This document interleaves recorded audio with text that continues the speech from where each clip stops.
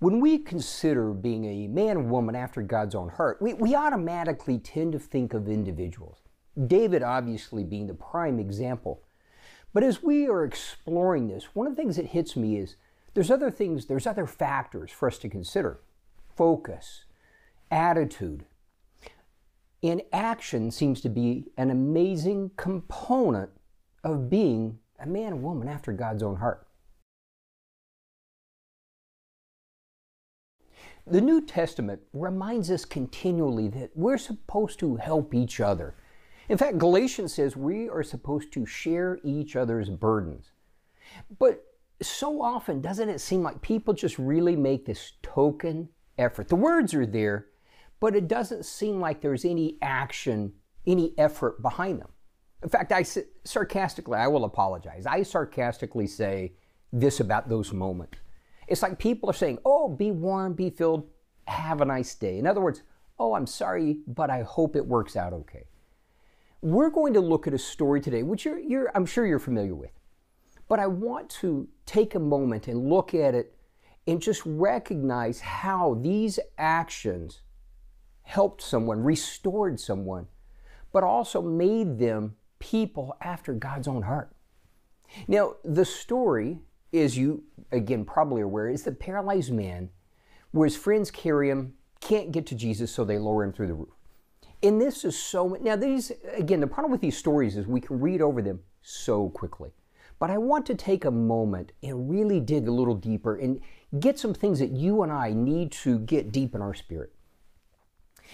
First off, what do we see? So the four friends hear that Jesus is in the area. And so they are making all the effort. One of the things we will see is the paralyzed man. I'm not saying it didn't happen, but we don't see in this story where he makes any effort at all. We don't see that he asked them to help him get to Jesus. We don't see anything. We see his friends making all the effort.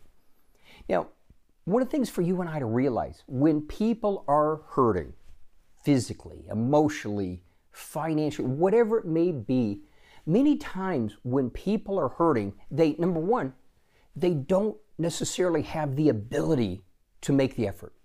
They may be so beat down, they just don't have the ability. They may not even know how to ask for help. And one of the things that I get from this story is we don't see that the paralyzed man asked for help. Again, we don't see that he made any effort, and that's not a bad thing necessarily. But what we see is how his friends made all the effort. They made the commitment. They literally shared the burden. So they've heard Jesus in the area, and they go. And it says that the house was so packed that you couldn't even look in the door. In other words, you couldn't even peek in to see Jesus.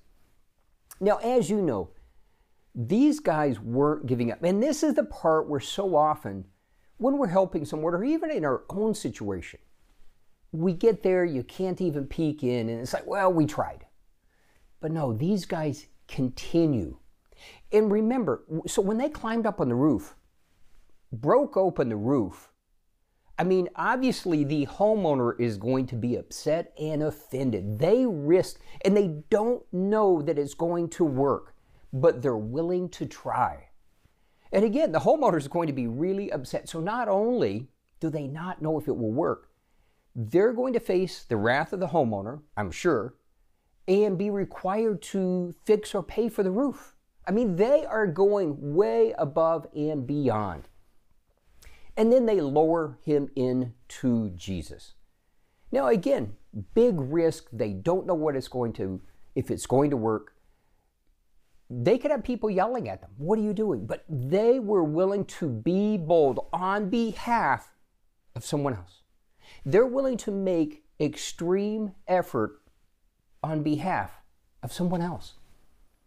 Now, this is a part of the story which I love. So there he is in front of Jesus. And Jesus says to them, he was impressed by their faith. Now, we don't know. When he says that, is he talking about the friend's faith, or does that include the paralyzed man's faith? We don't know.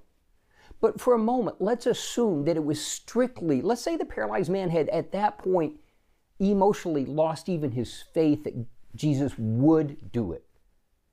What we see is, if nothing else, the faith, the effort, the action of his friends got him before Jesus.